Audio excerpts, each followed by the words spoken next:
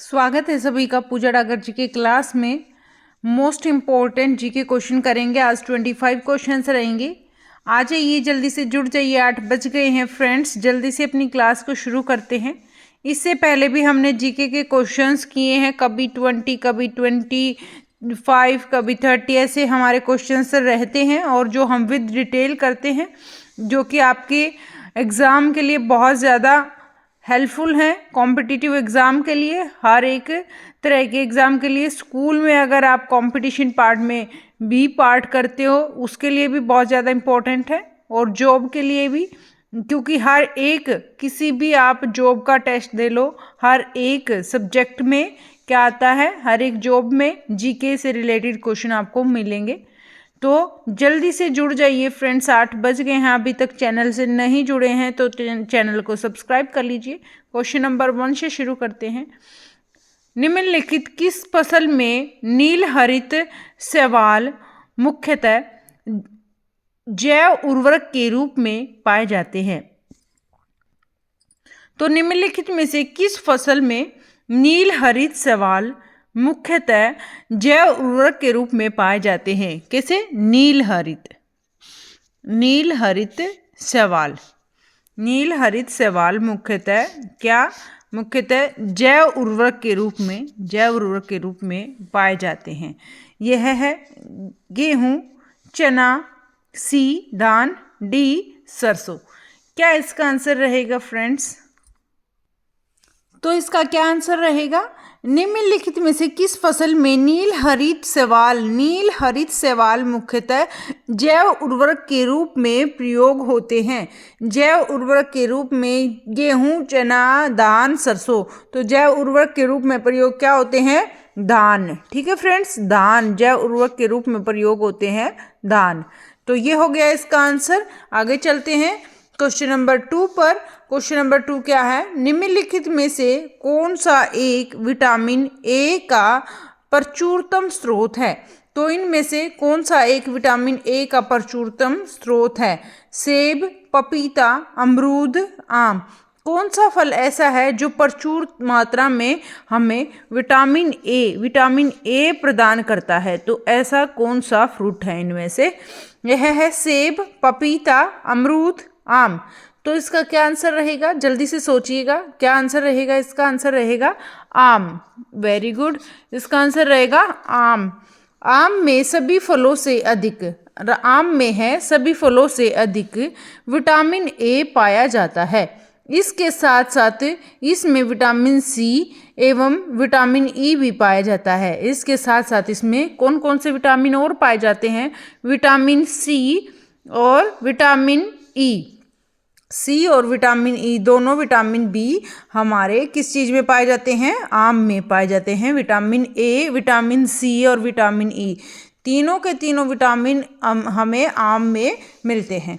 तो ये हो गए हमारे 2 क्वेश्चन फ्रेंड्स। अगर क्वेश्चन अच्छे लगे तो प्लीज़ वीडियो को लाइक करें, ज़्यादा से ज़्यादा शेयर करें। चैनल पर नए हैं तो प्लीज़ चैनल को सब्सक्राइब कर लीजिए। क्वेश्चन नंबर 3, पारितंत्रों की घटती उत्पादकता के क्रम में उसका निम्नलिखित में से कौन सा अनुक्रम सही है? तो इनमें से अनुक्रम बताना है कौन सा सही है। और पारितंत्रों की घटती उत्पादकता के क्रम में, पारितंत्रों की घटती उत्पादकता के क्रम में, ठीक है, जिसमें उत्पादकता नहीं होती, टिल द एंड खत्म हो जाती है। तो क्या रहेगा इसमें? महासागर, झील, जल स्थल, या ये 4 ऑप्शन है फ्रेंड्स। महासागर, झील, जल स्थल, मैंग्रोव। या फिर बी मैंग्रोव, महासागर, घास स्थल और झील। या फिर सी मैंग्रोव, घास स्थल, झील और महासागर। या फिर डी महासागर, मैंग्रोव, झील, घास स्थल। तो क्या रहेगा इसका आंसर फ्रेंड्स?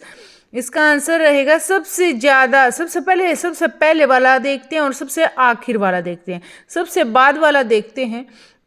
मैंग्रोव में भी होता है, क्या उत्पादकता होती है?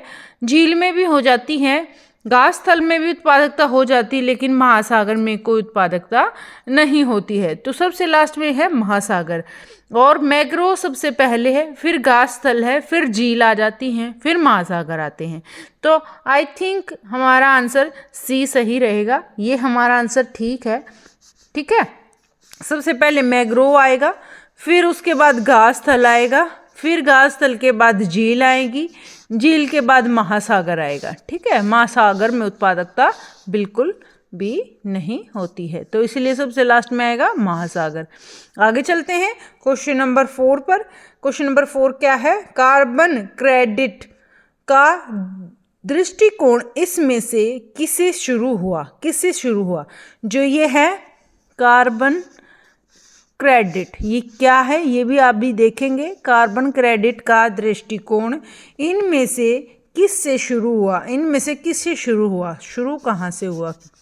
ये हुआ ए क्योटो प्रोटोकॉल, या बी अर्थ शिखर सम्मेलन, या फिर सी मॉन्ट्रियल प्रोटोकॉल, या फिर डी G8 शिखर सम्मेलन। तो क्या इसका आंसर रहेगा इनमें से फ्रेंड्स? क्वेश्चन नंबर 4 का आंसर रहेगा क्योटो प्रोटोकॉल। जो है कार्बन क्रेडिट का दृष्टिकोण इनमें से किस से शुरू हुआ? कार्बन क्रेडिट का दृष्टिकोण इनमें से क्योटो प्रोटोकॉल से शुरू हुआ। ए रहेगा इसका आंसर, क्योटो प्रोटोकॉल से शुरू हुआ कार्बन क्रेडिट। और इसके बारे में देख लेते हैं। यह कार्बन क्रेडिट एक क्या है? परमिट है। एक तरह से ये कार्बन क्रेडिट है, एक तरह से परमिट है। परमिट लेना होता है, जो कि परमिट मतलब लाइसेंस टाइप, जो कंपनी को एक निश्चित मात्रा में कार्बन डाइऑक्साइड या अन्य ग्रीन हाउस गैसों का उत्सर्जन करने की अनुमति देता है। तो ये क्या है? एक परमिट है। क्या? कार्बन क्रेडिट एक परमिट है। और इस परमिट में क्या होता है? कंपनी जो होती है ना, कंपनियों को एक निश्चित मात्रा में जो जितनी मात्रा निश्चित कर दी जाती है उतनी ही मात्रा में कार्बन डाइऑक्साइड और अन्य जो ग्रीन हाउस गैसें हैं उनको उत्सर्जित करने की अनुमति दी जाती है। तो ये जो उत्सर्जित होती हैं ये गैसें इस तरह की, तो इनको पहले परमिशन लेनी पड़ती है कंपनियों को, तब जाके ये अपनी कंपनी में जो है काम कर सकते हैं। एक क्रेडिट कार्ड जो है, एक क्रेडिट 1 टन कार्बन डाइऑक्साइड, कितनी? 1 टन कार्बन डाइऑक्साइड के बराबर द्रव्यमान उत्सर्जन की अनुमति देता है। कितनी? बस केवल 1 टन कार्बन डाइऑक्साइड, इससे ज़्यादा नहीं उत्सर्जित कर सकते, तो इतने की ही अनुमति देता है। ठीक है, ये हो गया कार्बन क्रेडिट। आई थिंक आपको कार्बन क्रेडिट समझ में आ गया होगा। कार्बन क्रेडिट क्या है? एक तरह से एक परमिट होता है जो कि कंपनियों के द्वारा लिया जाता है। और इसमें क्या परमिट कंपनियों को क्या निश्चित करने के लिए, क्या निश्चित मात्रा होती है कंपनियों के लिए? एक निश्चित मात्रा में कार्बन डाइऑक्साइड अन्य ग्रीन हाउस गैसों को उत्सर्जित करने की अनुमति देता है। और यह क्रेडिट 1 टन कार्बन डाइऑक्साइड के बराबर द्रव्यमान उत्सर्जन की अनुमति देता है। बस इतने की। क्वेश्चन नंबर 5 क्या है? माउलिंग नेशनल पार्क किस राज्य में स्थित है? यह एक नेशनल पार्क का नाम है, माउलिंग। ठीक है, माउलिंग नेशनल पार्क। ठीक है, यह एक नेशनल पार्क है। माउलिंग नेशनल पार्क कौन से राज्य में स्थित है? त्रिपुरा में, मिजोरम में, अरुणाचल प्रदेश में, नागालैंड में। तो माउलिंग नेशनल पार्क हमारा अरुणाचल प्रदेश में है। माउलिंग नेशनल पार्क हमारा अरुणाचल प्रदेश में है। माउलिंग, ठीक है, माउलिंग नेशनल पार्क हमारा अरुणाचल प्रदेश में। आगे चलते हैं क्वेश्चन नंबर 6 पर। प्लीज़ अगर वीडियो को लाइक नहीं किया है तो लाइक कर दीजिए। प्लीज़ शेयर करना ना भूलें। आप शेयर भी किया करें, तभी तो सभी के पास वीडियो पहुंचेगी ना फ्रेंड्स। तो थोड़ा सा सपोर्ट भी करो। चैनल नया है लेकिन आपको 100 100+ आपको रिजल्ट यहाँ से मिलेगा। 100+ आपको यहाँ से क्वेश्चंस मिलेंगे एग्ज़ाम में। हर तरह के क्वेश्चंस हम करते हैं। साइंस जीके हम अच्छे से करते हैं, बिल्कुल टॉपिक वाइज स्टार्ट कर रखी है हमने साइंस जीके, और सब तरह से political GK, geography GK, civics और केमिस्ट्री और फिजिक्स, बायो, हर तरह से हम हिंदी में सारे क्वेश्चन MCQ टाइप करते हैं फ्रेंड्स। तो आपको यहाँ से 100+ रिजल्ट मिलेगा, तो प्लीज़ चैनल को ज्वाइन कर लीजिए। क्वेश्चन नंबर 6 क्या है? इंडोर वायु प्रदूषण का सर्वाधिक महत्वपूर्ण प्रदूषक है। तो इंडोर वायु प्रदूषण, इंडोर वायु प्रदूषण का सबसे ज़्यादा महत्वपूर्ण प्रदूषक क्या है इनमें से? इंडोर, ठीक है, इंडोर मतलब घर के अंदर, इंडोर, आउटडोर घर से बाहर। SO2, CO2, NO2 radon gas, एक ये रेडान गैस होती है फ्रेंड्स, इसकी वजह से है, रेडान गैस होती है, यह इंडोर वायु प्रदूषण का कारण है। क्या है? एक इंडोर वायु प्रदूषण का कारण है। क्या? रेडान गैस वायु प्रदूषण का कारण है इंडोर। और ये इंडोर वायु प्रदूषण क्या होता है ये भी देख लेते हैं। रेडान एक रंगहीन, गंधहीन और रेडियो एक्टिव अक्रिय गैस है। क्या है? यह एक रंगहीन, गंधहीन, रेडियो एक्टिव रंगहीन गंधहीन गैस है। और रेडान गैस रेडियम से उत्सर्जित होती है। कौन से? रेडियम से उत्सर्जित होती है। और यह गैस मृदा से, मिट्टी से और चट्टानों से, एक तरह से मिट्टी और चट्टान होती है, इनसे भी यह उत्सर्जित होती है, प्राकृतिक रूप से निकलती है। यह इस गैस से फेफड़ों का कैंसर होता है तथा रक्त कैंसर की भी इसमें संभावना होती है। तो इससे क्या होता है? फेफड़ों का कैंसर होता है और रक्त कैंसर की भी इससे संभावना रहती है, रक्त कैंसर, ठीक है। तो यह एक गैस होती है जो मृदा से और चट्टानों से प्राकृतिक रूप से निकलती है और रेडियम से यह उत्सर्जित होती है, और यह रंगहीन, गंधहीन और रेडियो एक्टिव गैस होती है, रेडान गैस, और यह इंडोर वायु प्रदूषण का रीजन है। आगे चलते हैं क्वेश्चन नंबर 7 पर। जल प्रदूषण निवारण तथा नियंत्रण अधिनियम किस वर्ष लागू किया गया? तो यह एक जल प्रदूषण निवारण और नियंत्रण, जल का जो है प्रदूषण से बचने के लिए निवारण और नियंत्रण अधिनियम किस वर्ष लागू किया गया? तो जल प्रदूषण को निवारण और नियंत्रण के लिए यह लागू किया गया 1980, 1974, 1981, उपयुक्त में से कोई नहीं। तो इसका आंसर रहेगा जल प्रदूषण निवारण के लिए, नियंत्रण के लिए 1974 में यह जो है अधिनियम लागू किया गया। प्रदूषण निवारण तथा नियंत्रण अधिनियम 1974 में अधिनियम किया गया। कब? 1974 में इसको अधिनियम में लाया गया और इसे वर्ष 1988 में संशोधित किया गया। और कब किया गया? 1988 में इसको संशोधित किया गया। 1974 में यह अधिनियम आया और 1988 में 1988 में इसको संशोधित किया गया। आगे चलते हैं क्वेश्चन नंबर 8 पर। आई होप आपको क्वेश्चन समझ में आ रहे हैं फ्रेंड्स। प्लीज़ वीडियो को लाइक कर दीजिए और जुड़ जाइए पूजा डागर जी की क्लास से।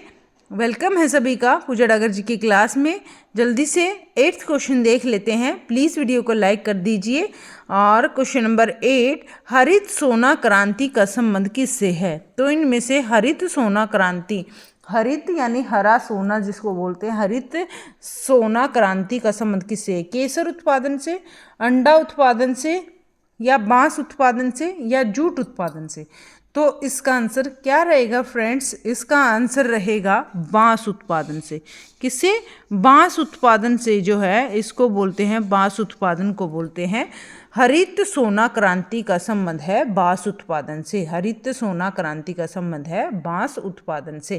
ठीक है फ्रेंड्स, हरा सोना बोलते हैं बांस को। आगे चलते हैं क्वेश्चन नंबर 9 पर। क्वेश्चन नंबर 9 क्या है? राष्ट्रीय केला अनुसंधान केंद्र कहाँ स्थित है? राष्ट्रीय केला अनुसंधान केंद्र कहाँ स्थित है? तो केला अनुसंधान केंद्र कहाँ है? क्षेत्री में। कोयम्बटूर में या फिर चिकमंगलूर में या फिर राजमुंदरी में। तो यह राष्ट्रीय खेल अनुसंधान केंद्र कहाँ पर है? केंद्र कहाँ पर है? राष्ट्रीय केला अनुसंधान केंद्र कहाँ पर है? यह है हमारा चित्री में। चित्री में है। कहाँ पर है? चित्री में है। राष्ट्रीय केला अनुसंधान केंद्र है चित्री में। राष्ट्रीय केला अनुसंधान केंद्र या संस्थान चित्तरी तमिलनाडु में स्थित है। चित्तरी कहाँ पर है? चित्तरी है हमारा तमिलनाडु में। चित्तरी तमिलनाडु में राष्ट्रीय केला अनुसंधान केंद्र स्थित है। याद रखना है चित्तरी कहाँ पर है? यह है तमिलनाडु में। क्वेश्चन नंबर 10 देख लेते हैं। क्वेश्चन नंबर 10 क्या है हमारा?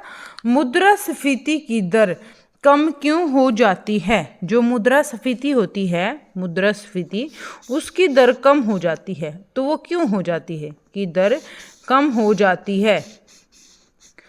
वस्तुओं की कीमतें स्थिर होने पर, या वस्तुओं की कीमतों के बढ़ने की गति कम हो रही है, या फिर वस्तुओं की कीमतों के बढ़ने की गति बंद हो जाती है, या फिर इसमें से कोई नहीं। तो मुद्रास्फीति की दर कम क्यों होती है? तो मुद्रास्फीति की दर इसीलिए कम होती है क्योंकि वस्तुओं की कीमतों के बढ़ने की गति कम हो जाती है। वस्तुओं की जो है मुद्रास्फीति की दर कम हो जाएगी जब वस्तुओं की जो कीमत है, कीमत बढ़ेगी नहीं, वैसी ही रहेगी जितनी है। वस्तुओं की कीमतों के बढ़ने की गति कम हो जाती है। वस्तुओं की कीमतों के बढ़ने की गति कम हो जाती है तो उसको कहते हैं मुद्रास्फीति की दर। आगे चलते हैं क्वेश्चन नंबर 11 पर। भारत सरकार के द्वारा विनिवेश प्रक्रिया से अर्जित धन पाया जाता है। भारत सरकार द्वारा, 11वां क्वेश्चन है हमारा, 11th question.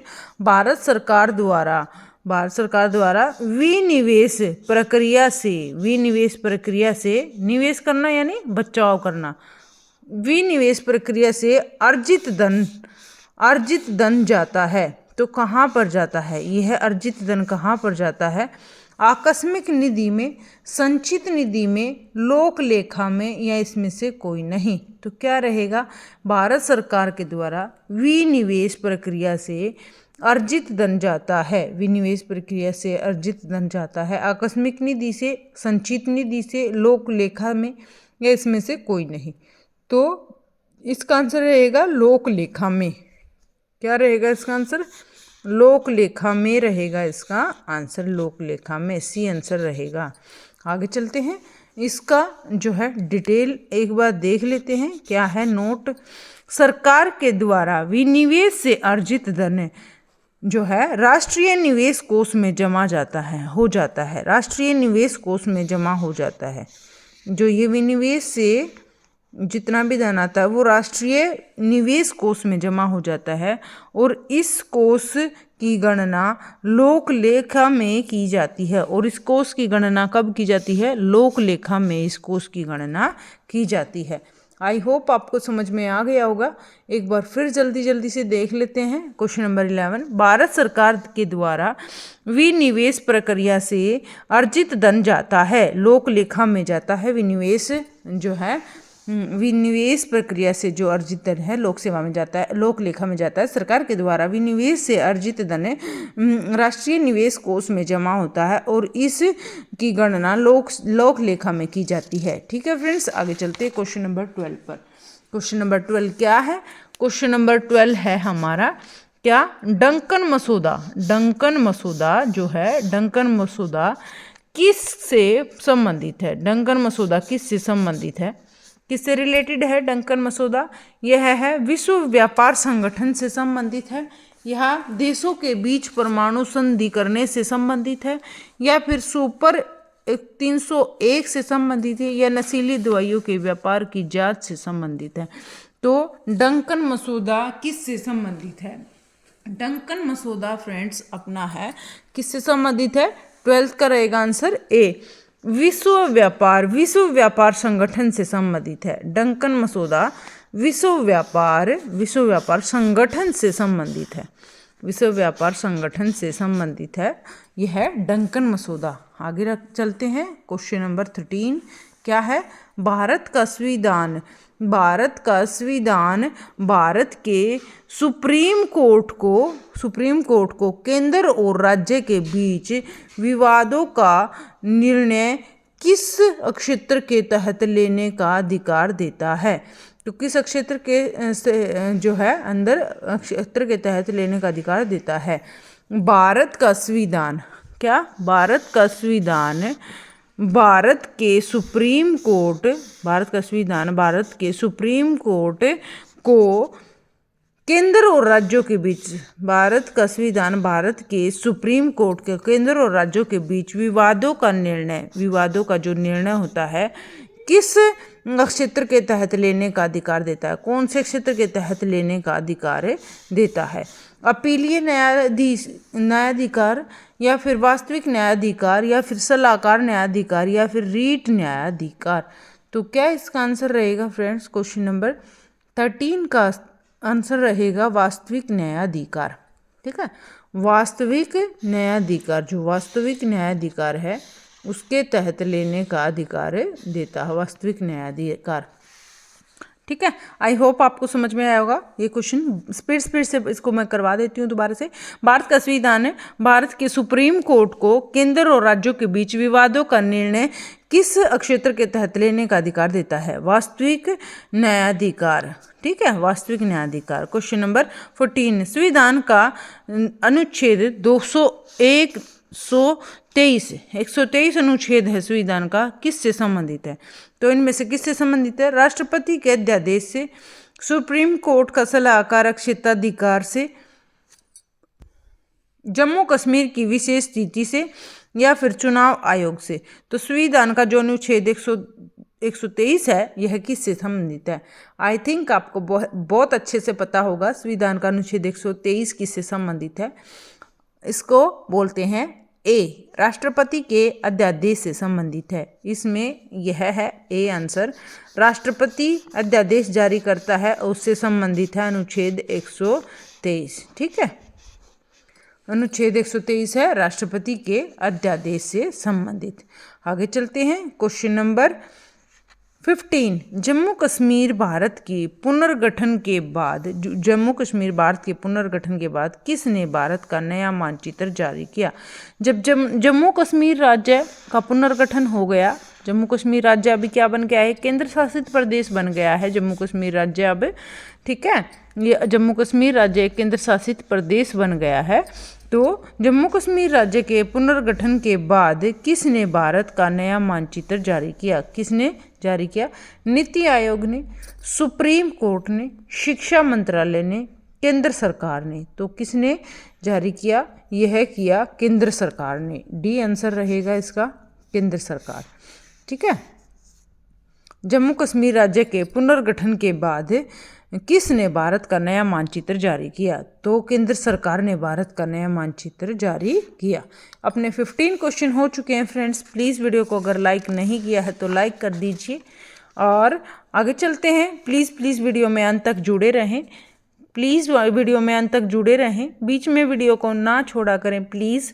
Question number 16, Uttar Pradesh का प्रथम मुक्त विश्वविद्यालय स्थित है। तो उत्तर प्रदेश का प्रथम पहला मुफ्त विश्वविद्यालय स्थित है। तो कहाँ पर है पहला मुफ्त विश्वविद्यालय? उत्तर प्रदेश में। आगरा में, झांसी में, इलाहाबाद में, गोरखपुर में। कहाँ पर है यह उत्तर प्रदेश का प्रथम मुफ्त विश्वविद्यालय? कहाँ स्थित है? मुफ्त विश्वविद्यालय उत्तर प्रदेश का है हमारा इलाहाबाद में। कहाँ पर? इलाहाबाद में। आगे चलते हैं। क्वेश्चन नंबर 17, वर्ष 2011 की अंतिम जनगणना के अनुसार उत्तर प्रदेश में सबसे कम जनसंख्या वाला जिला कौन सा था? तो कौन सा था? 2011 की जब अंतिम जनगणना हुई थी उसके अनुसार उत्तर प्रदेश में सबसे कम जनसंख्या वाला जिला कौन सा था? महोबा, बांदा, झांसी, श्रावस्ती।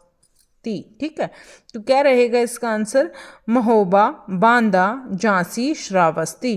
इसका आंसर रहेगा फ्रेंड्स 17 का महोबा। ऐसा जो है महोबा उत्तर प्रदेश का सबसे कम जनसंख्या वाला महोबा एक जिला था जहां पर सबसे कम जनसंख्या थी। यह महोबा जो जिला है कौन से राज्य से संबंधित है? उत्तर प्रदेश से संबंधित है और 2011 की जनगणना के अनुसार सबसे कम जनसंख्या महोबा में थी।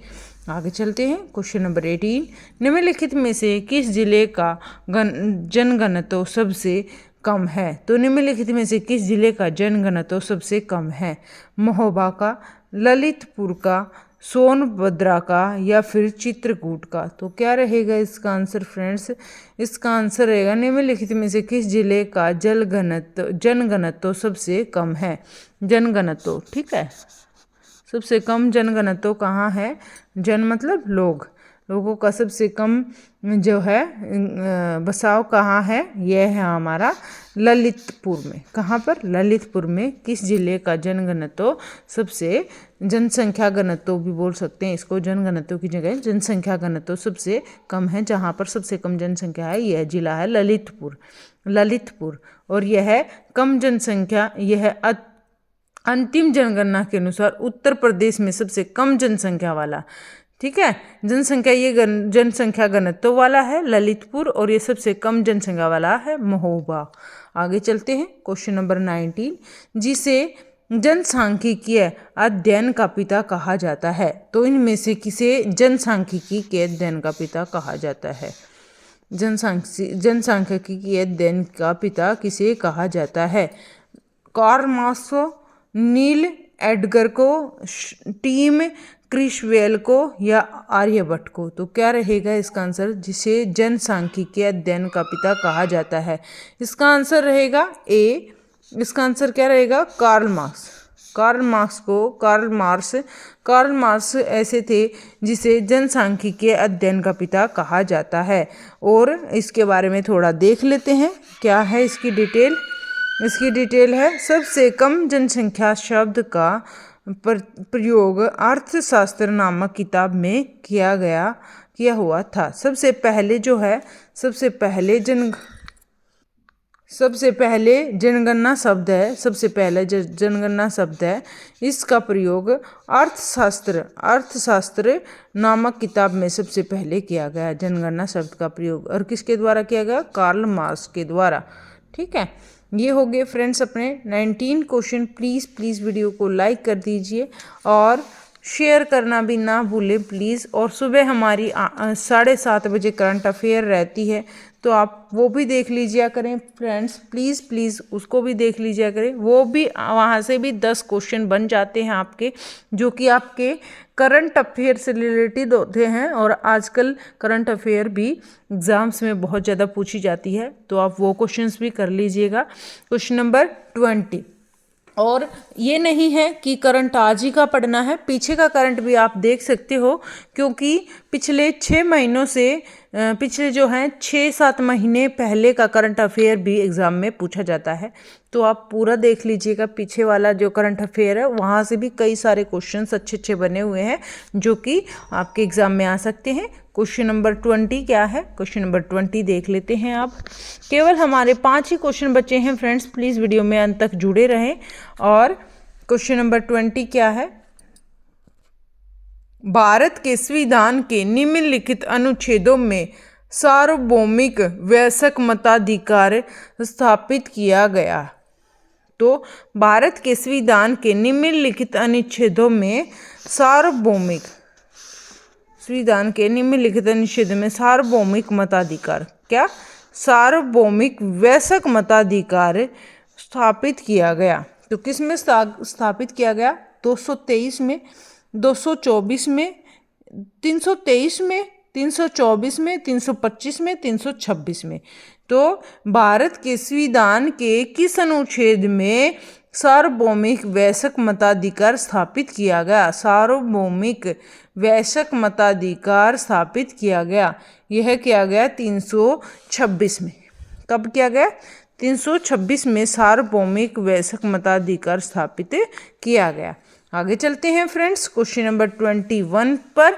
21 पर चलने से पहले मैं बता दूं आपको कि हमारा बहुत सारा जीके का कवर हो चुका है कि हमने एक में आधुनिक भारत का इतिहास किया है, एक में मध्यकालीन भारत का इतिहास किया है, एक प्राचीन कालीन भारत का इतिहास हमारा रहता है, वो भी करेंगे जल्द ही। और पॉलिटिकल साइंस की अलग से आपको प्लेलिस्ट मिलेगी, साइंस की अलग से प्लेलिस्ट मिलेगी, और ये हिस्ट्री की अलग से प्लेलिस्ट मिलेगी। मध्यकालीन भारत एक प्लेलिस्ट में मिलेगा, अर्थ जो है आधुनिक कालीन भारत का इतिहास एक प्लेलिस्ट में मिलेगा। तो आपको जिसकी रिक्वायरमेंट है आप वहाँ से उस प्लेलिस्ट से आप वीडियोस देख सकते हैं, ताकि आपको इजीली मिल जाए, इसलिए प्लेलिस्ट बनाई जाती हैं फ्रेंड्स।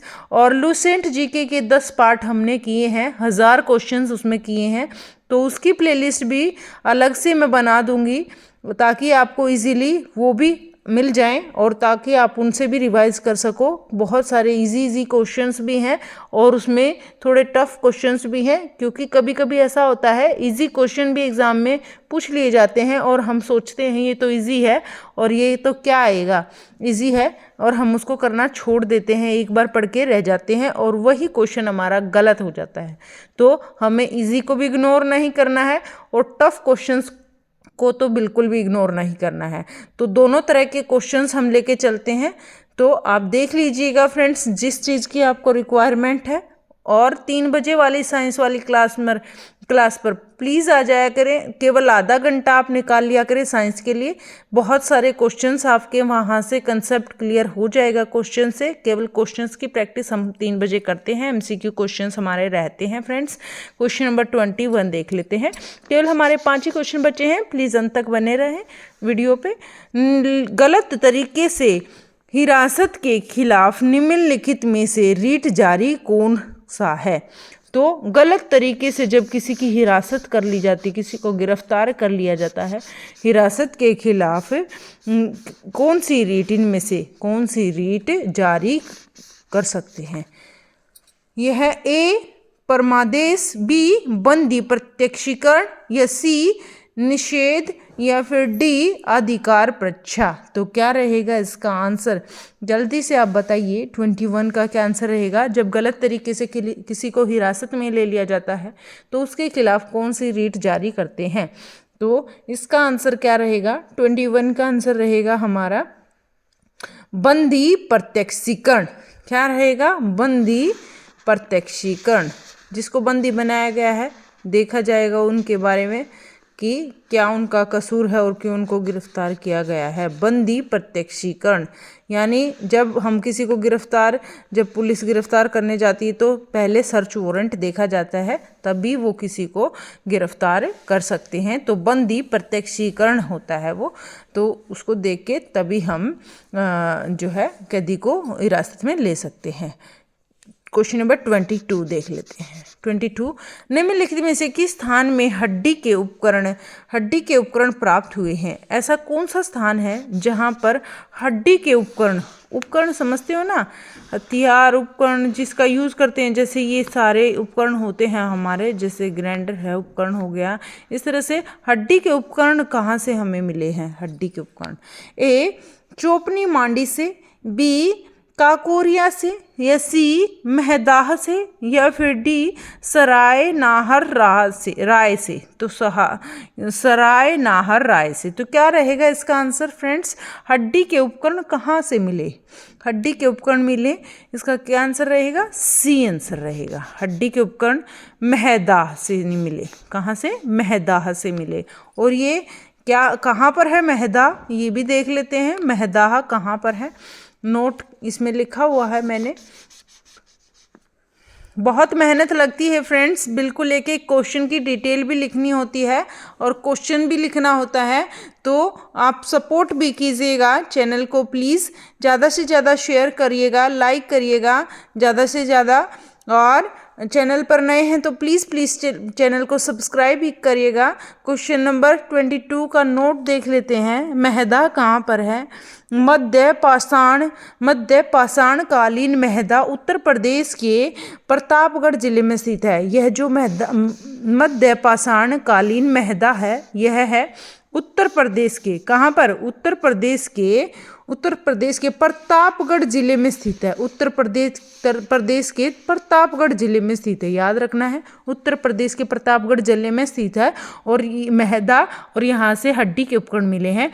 से बड़ी मात्रा में हड्डी एवं सींग निर्मित उपकरण मिले हैं। हड्डी एवं सींग निर्मित उपकरण मिले हैं यहाँ से। ठीक है फ्रेंड्स, ये भी करंट से रिलेटेड क्वेश्चन हो गया। क्वेश्चन नंबर 23, राष्ट्रीय मानव संग्रहालय कहाँ पर है? तो राष्ट्रीय मानव संग्रहालय कहाँ पर है? यह है राष्ट्रीय मानव संग्रहालय कहाँ पर है? यह गुवाहाटी में है, बस्तर में है, या फिर भोपाल में है, या चेन्नई में है? तो राष्ट्रीय मानव संग्रहालय कहाँ पर है? राष्ट्रीय मानव संग्रहालय है भोपाल में। राष्ट्रीय मानव संग्रहालय कहाँ पर है? भोपाल में है। राष्ट्रीय मानव संग्रहालय हमारा भोपाल में है। आगे चलते हैं, केवल 2 ही क्वेश्चन बचे हैं फ्रेंड्स, प्लीज़ अंत तक जुड़े रहें। 2 ही क्वेश्चन है, फटाफट से कर लेते हैं हम। क्वेश्चन नंबर 24 क्वेश्चन क्या है देख लेते हैं। समुद्री व्यापार के संदर्भ में कातार्ज व्यवस्था का उपयोग किसके द्वारा किया जाता था? तो जो है समुद्र में, जब समुद्र के रास्ते से जो व्यापार होता था, इसके संदर्भ में जो है कारताज व्यवस्था का उपयोग किसके द्वारा किया जाता था? डच के द्वारा, फ्रांसीसियों के द्वारा, अंग्रेज के द्वारा, पुर्तगाली के द्वारा? तो इसका आंसर रहेगा फ्रेंड्स पुर्तगालियों के द्वारा कारताज व्यवस्था का उपयोग किया जाता था समुद्री व्यापार के लिए। समुद्री व्यापार के लिए कौन सी व्यवस्था का उपयोग किया जाता था, ये भी आपको याद रखना है। क्वेश्चन यहाँ से एक और बन जाता है, समुद्री व्यापार के संदर्भ में किस व्यवस्था का उपयोग किया जाता था? तो कारताज व्यवस्था का उपयोग किया जाता था। और कौन इसका उपयोग करते थे? पुर्तगालीज इसका उपयोग करते थे। और इसके बारे में नोट देख लेते हैं एक बार। कारताज व्यवस्था का संबंध पुर्तगालियों द्वारा समुद्री व्यापार के लिए जारी किए गए व्यापार लाइसेंस से है। क्या है? व्यापार लाइसेंस से है इसका संबंध। कारताज व्यवस्था का व्यापार लाइसेंस से संबंध है। और 20वीं शताब्दी में अंग्रेजों ने भी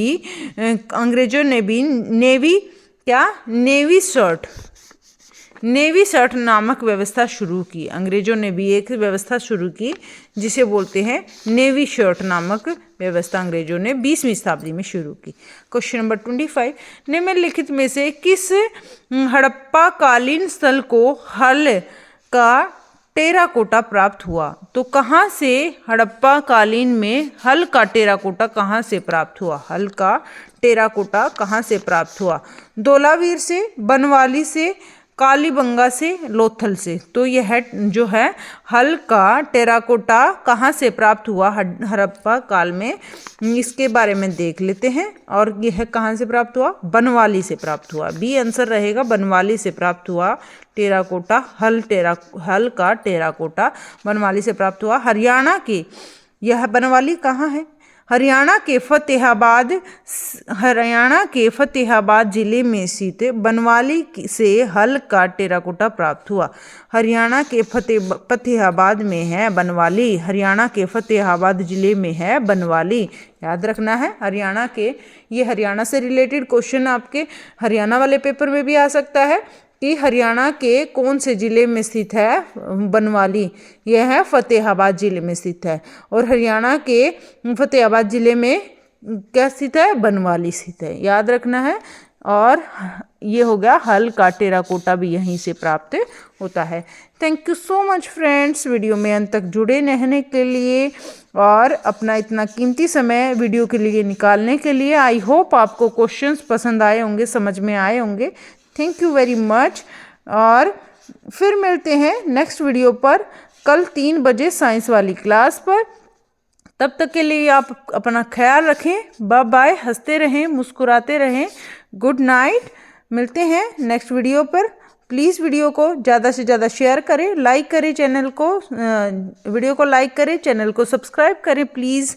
bye bye, take care, good night.